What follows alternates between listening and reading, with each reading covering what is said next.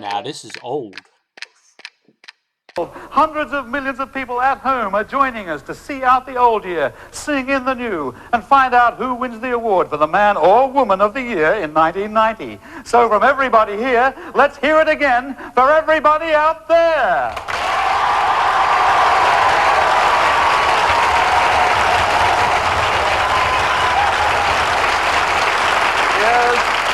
Wembley Stadium is the only venue big enough for the night when we look back through 12 turbulent months. Back to the night when, 12 months ago, we look forward to tonight. I've looked forward to tonight, and when we look back on it, I hope we look back on a night to remember. A night when we remembered. On the first day of the new year, it was soon apparent to the world's most acute political brains that 1989 was over. Good God, this is 1990. And President Bush was right. But the real leader of the free world was Margaret Thatcher. Expanding her range, she did a cameo role in Coronation Street, brilliantly playing a mad woman gripped by the delusion that she had the love of the common people.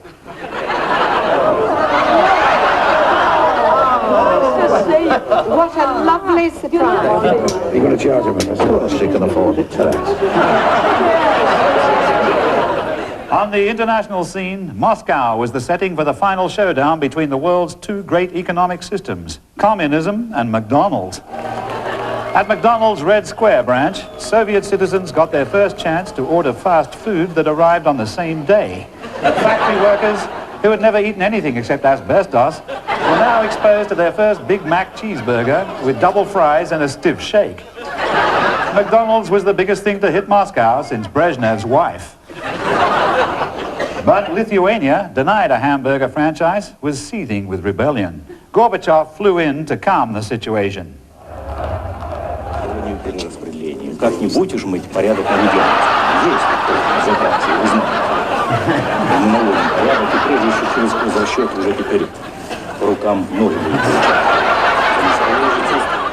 Still helping Gorby to make glasnost a reality, George Bush, celebrating his first anniversary as U.S. president, saw off his new ambassador to Moscow with warnings to watch out for pickpockets.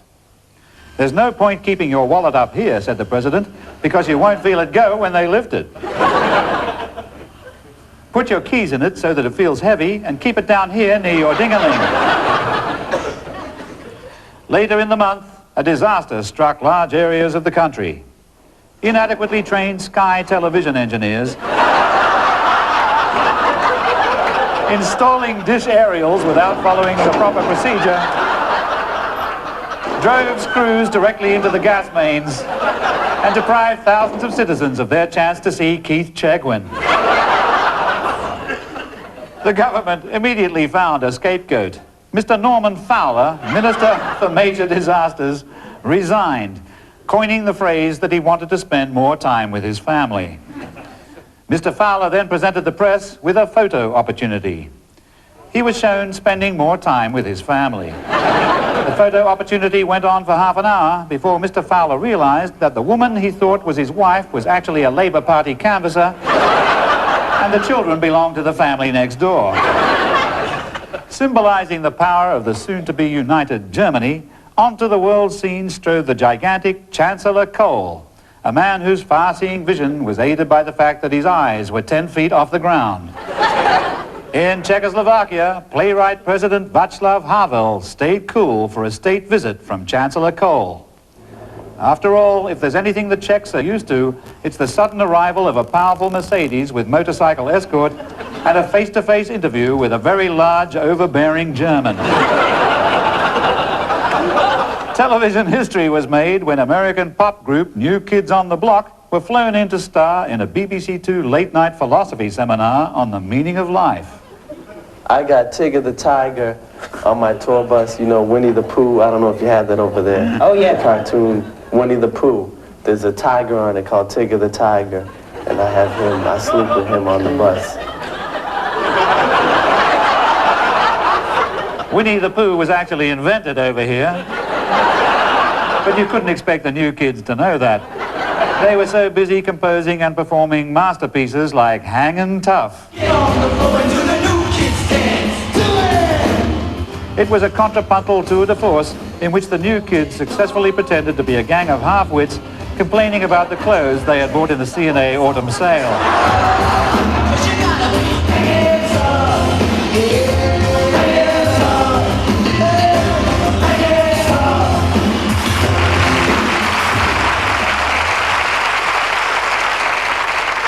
February began with the Channel Tunnel in trouble. The money ran out, and unless more could be found, the water would run in.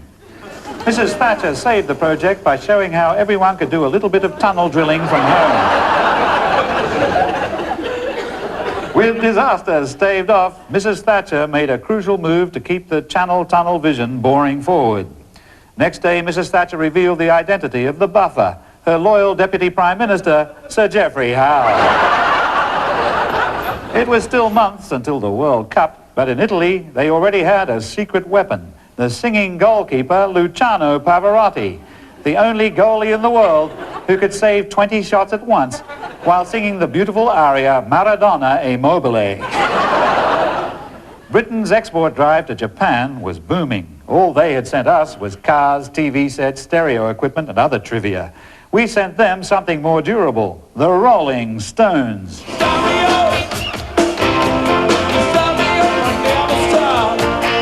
The Japanese respect history, and the Stones were certainly that. With a combined age of 2,000 years, they were older than the Japanese imperial house, but Mick wowed the audience with his mastery of the Japanese language. Watashi tachi wa Nihon ni kuru no nagaru machimashita.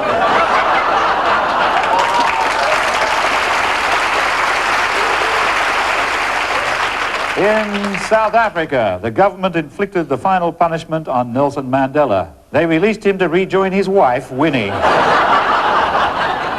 For Mandela, all the exciting attractions of freedom lay ahead, but no prospect was more exciting than the invitation to fly to London later in the year and meet the exciting Neil Kinnock. I want to assure you that I'm absolutely excited. But Neil Kinnock's main concern was the prospect of a reunited Germany. Saying there was nothing to worry about, he summed the whole situation up in one snappy sentence. I think one of the ways to throw back any nationalistic feeling is to ensure that there's a calm and constitutional process, beginning with a form of economic unification, and then going through the rigors of constitutional change in the years following that. I think that... We have to leave Mr. Kinnock's sentence there, but we'll come back to hear him finish it either later in the program or early next year. Of all Mrs. Thatcher's triumphs, none was more dazzling than the poll tax, a fair system under which everyone suffered equally. The poor from excessive taxation and the rich from excessive laughter. Mrs. Thatcher put a low figure on the average householder's annual contribution. £4 billion. Royalty and sport were both big in February. The Princess of Wales visited the British formation synchronized swimming team. Back from their triumphant 5th place in the Commonwealth Games, the team were rehearsing for their new TV show, Come Swimming. BBC Television launched a smash hit drama serial called Sense of Guilt, the story of a young woman racked by a guilty secret. While her husband was away at work, and without his knowledge, she had both Sky and BSB aerials installed. Inevitably, he found out. Why didn't you tell me? I couldn't, I don't know. I felt silly, it would have spoiled everything. This isn't spoiling everything? I know, I'm sure.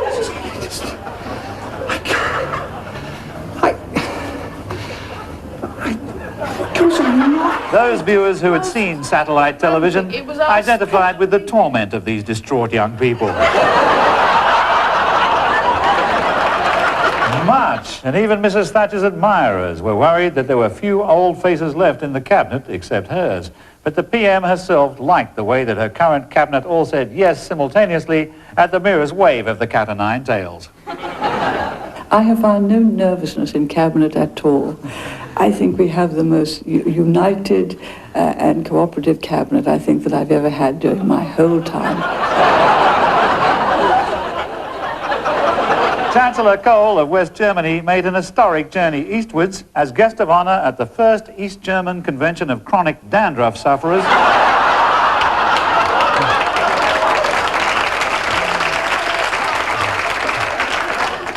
Das erste Ostdeutsche Chronic Dandruffer schmerzende Verein. As dandruff blew in the harsh eastern wind, Herr Kohl promised that relief was on the way. Und wir wollen in ein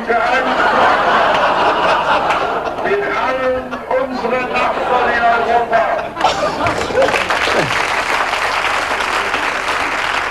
Britain's Foreign Secretary Douglas Hurd was a master of languages. With German, for example, he was able to translate even the most difficult concept into idiomatic English. Dankeschön. Thank you very much.